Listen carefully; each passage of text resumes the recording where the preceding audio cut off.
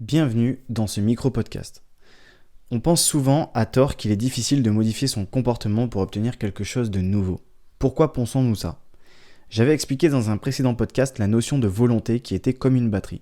Le matin, notre volonté est à son maximum et au fur et à mesure que l'on fait des choses qui nous demandent de l'énergie, en dehors de nos habitudes et de nos routines, on consomme un petit peu plus de cette volonté.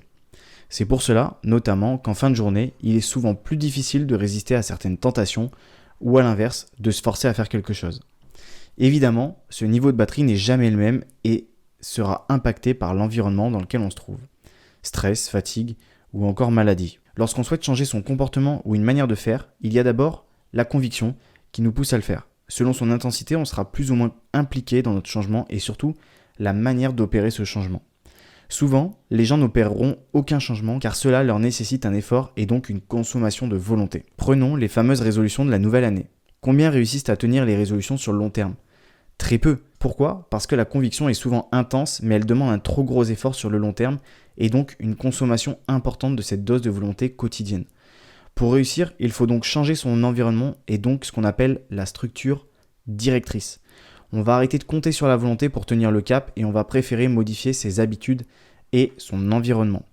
Si l'on souhaite suivre un régime végétalien qui bannit tout produit d'origine animale, il ne suffit pas d'arrêter de manger de la viande, surtout si on aime toujours ça.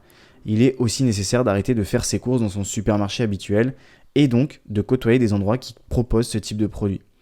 On va donc utiliser la volonté non pas pour résister, mais pour mettre en place un nouvel environnement qui nous permettra de ne pas avoir à résister et donc de rendre notre nouveau comportement, notre nouvelle manière de faire beaucoup plus naturelle.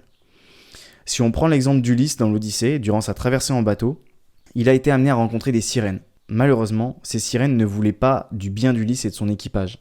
Afin de traverser, mais de ne pas être charmé par le cri des sirènes, Ulysse n'a pas décidé d'utiliser sa volonté pour résister, mais il a demandé à son équipage de se boucher les oreilles et de l'attacher au mât du navire. Il a donc changé temporairement son environnement afin de réussir sa traversée. Enfin, si tu souhaites arrêter de manger du chocolat, par exemple, il ne suffit pas de te dire que tu vas arrêter d'en manger, alors que ton placard en est rempli. Car le jour où tu seras fatigué, ta volonté sera plus faible et forcément tu craqueras. Il te faut donc changer ton environnement, c'est-à-dire utiliser ta volonté pour ne plus acheter du chocolat durant tes courses. Ainsi, chez toi, tu n'auras plus de chocolat et tu n'auras plus besoin de résister à ta tentation. Encore une fois, tout est une question de perception des choses. Lorsqu'on utilise sa volonté à mauvais escient, on risque de se fatiguer et de ne pas arriver à tenir sur la durée, tandis que si on l'utilise pour changer nos habitudes ou notre environnement, il sera tout de suite plus simple de rendre une action quasi sûre dans le temps. N'oublie pas de me dire ce que tu as pensé de ce podcast en commentaire, et moi je te dis à la semaine prochaine. Ciao.